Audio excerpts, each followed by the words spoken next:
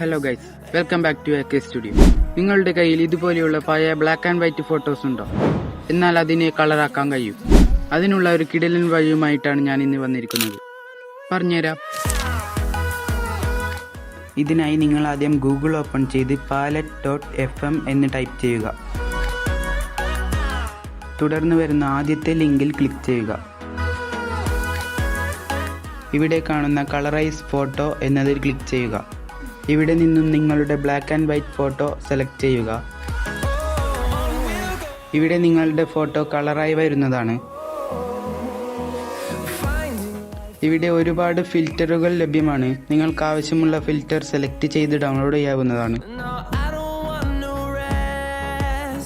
ഇതിൽ നിന്ന് ഒരെണ്ണം സെലക്ട് ചെയ്ത ശേഷം താഴെ കാണുന്ന ഡൗൺലോഡ് ബട്ടൺ ക്ലിക്ക് ചെയ്താൽ നിങ്ങളുടെ മൊബൈലിലേക്ക് അത് സേവ് ആവുന്നതാണ്.